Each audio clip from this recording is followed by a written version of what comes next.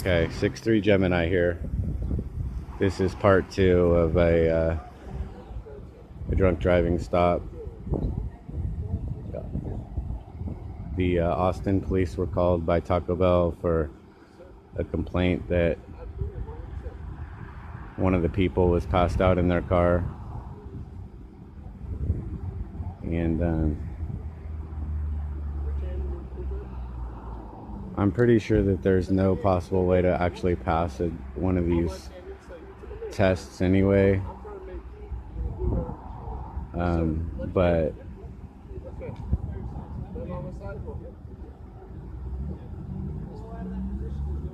I'm pretty sure he's drunk, and I've said it before, and I'll say it again. I'm completely against drunk driving, but what I will say is that I don't believe that there's a crime unless there's a victim. And so in this case, there hasn't been a report of any victim.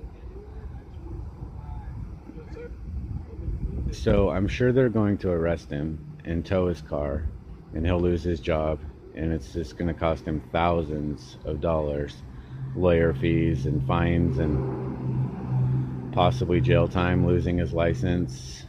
And there's no victim, I'm not saying that the police shouldn't respond, because they definitely should. This is, drunk driving is a serious issue, but, and again, I abhor it, but nevertheless, if there's no victim, there's no crime. And he doesn't seem to be a person. I'm pretty sure he's one of the people. Meaning that he's not engaged in any commercial activity for profit or personal gain. He doesn't work for the government or the military.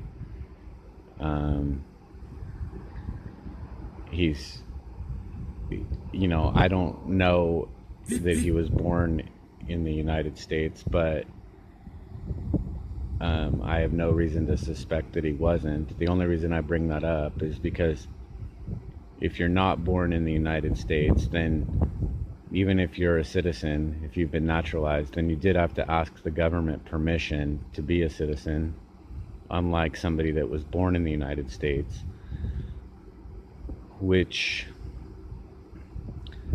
means that if you immigrate here, you can never be one of the people. Your children can be one of the people, but you can't be. The best you can be is a citizen. Anybody born here can be a citizen, but that doesn't mean that they have to be all the time. The 14th Amendment says any person, not people, any person born or naturalized in the United States and subject to the authority thereof is a citizen and shall not be deprived of any privileges or immunities. You notice it doesn't say rights or powers. It doesn't say the people, it says persons. And it says, and subject to the authority thereof. See, that's kind of duplicitous, because if you're a person, you are subject to the authority thereof, because a person, as used in the Constitution, such as, we'll start with the Fourth Amendment, the right of the people to be secure in their persons, houses, papers, and effects from undue search and seizure.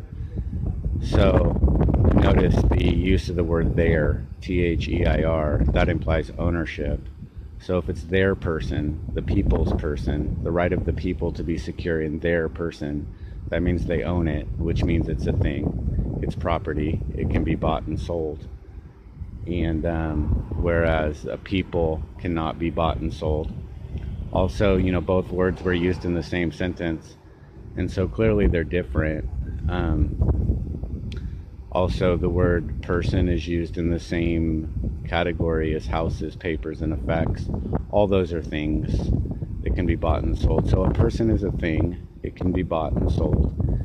And a person can be seized. No warrant shall issue except upon probable cause, particularly describing the places and or persons, or the places to be searched and or persons to be seized. So a person can be seized. It doesn't say that one of the people can be seized. And again, this gentleman does appear to be one of the people to me. And he hasn't injured anybody, so there's no victim.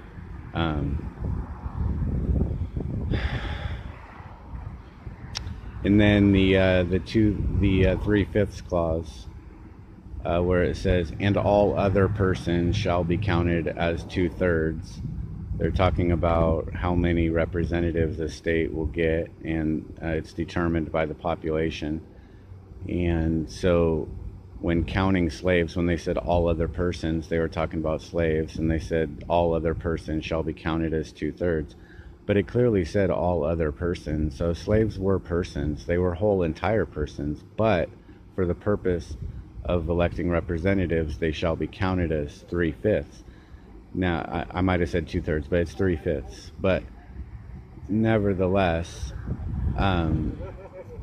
if a slave was considered a whole person, even if they were only counted as 3/5 in certain circumstances, they were whole persons. Clearly, the slaves weren't considered the people.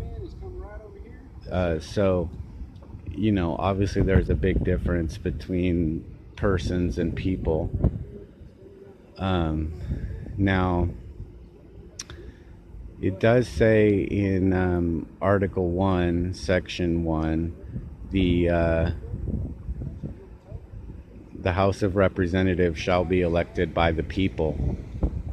Now, so the people had the right to vote for representatives, but the 24th Amendment gives the right to vote to citizens, and it shall not be deprived, and it does say the right. Now, if citizens were the same as people, and people were the same as citizens, then we wouldn't need the 24th Amendment to give the right to vote to citizens, because they would have already had it.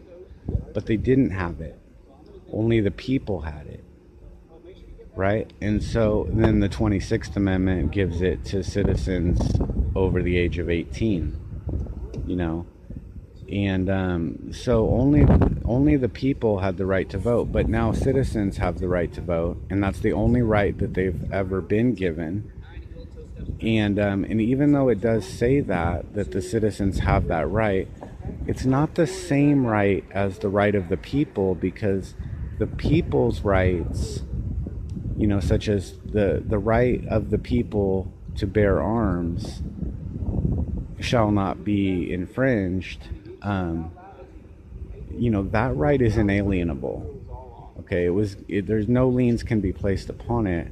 It was given to us by our Creator, not by the government, as opposed to the right to vote to citizens was given to them by the government. See, so if they gave it to them, they can take it away. It's a little different, So I'm not saying it's terrible to be a citizen necessarily, but if you are a citizen, you are subject to the authority thereof. Okay, and the people are not subject to the authority thereof, because they authored the government. They ordered the government. We, the people of the United States, in order to establish justice, and on and on,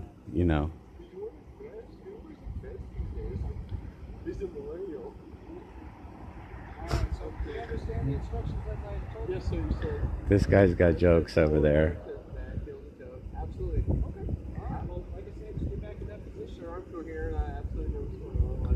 I would be just quiet, but I don't think the camera's picking up what he's saying anyway. He's not doing a great job. Oh, see, he's messing up. I wasn't paying attention to his directions. I'm watching for traffic. I guarantee you never say count out loud. He videotaped. You never say count out loud. I videotaped it as well. Okay, I guarantee you never say can out loud. Sir, would you like, if you like, you can restart. Absolutely, yeah. Because So like I said, I'm going to give you the instructions one last yeah, time. no, yeah, absolutely. If you want to can out loud, I will absolutely do that. All right, listen. 9 door toe step there. Take it down. Yes, sir. Hands down by your side. Yes, sir. Count each step out loud as you take it. Absolutely. Okay? Yes, sir. Here's the small step, turn around. 9 heel toe steps I back. didn't know the can out loud. That's, I was good. Absolutely, I didn't hear that. So, okay. 1, 2, 3, 4, 5, 6, 7, 8, 9.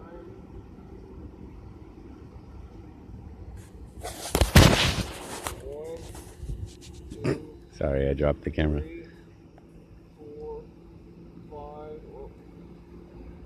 6, 7, 8, 9.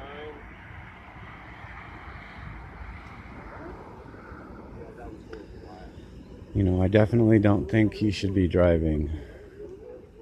And I'm not justifying being drunk at all. I just don't think that the Constitution allows for the people to be seized, and except under certain circumstances, like if there's a victim, if he injures somebody or steals or damages somebody's property or defrauds somebody in contract, then there's a victim. I think that if somebody does do one of those things, they should pay very heavily for it, but if they don't, if there's no victim, then nobody was hurt, there's no crime, and the government does have the authority to regulate commerce, i.e. the Commerce Clause, so that's how come they can seize a person. See, because persons are somebody doing commerce for profit or personal gain, or a member of the government is required to be a person. If you're in the government, you're a person. Well, a police officer is always a person because they're a police officer 24 hours a day. Even when they're off work, they're always a person. But like if you work at the DMV, then you're in your person. I mean, you're a person when you're working, but when you get off of work, you're one of the people again. But a police officer is never one of the people. They're persons. They're citizens. So they don't have rights. They have powers, immunities, and privileges. They definitely don't have rights.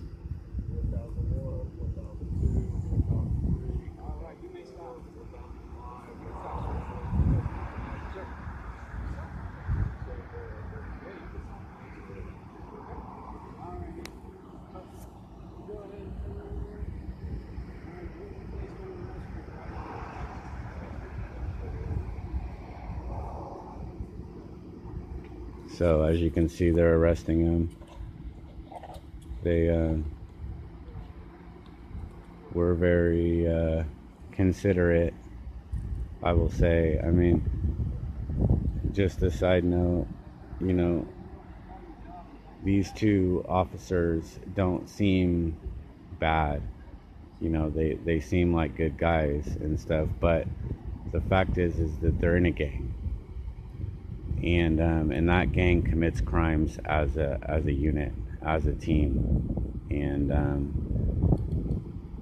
so just like MS-13 can be taken down with RICO charges, and they're all guilty if one of them commits a crime, this is no different. So I'm gonna end this before 15 minutes, but 6-3 Gemini, like, comment, subscribe, spread the word. Yeah. Right?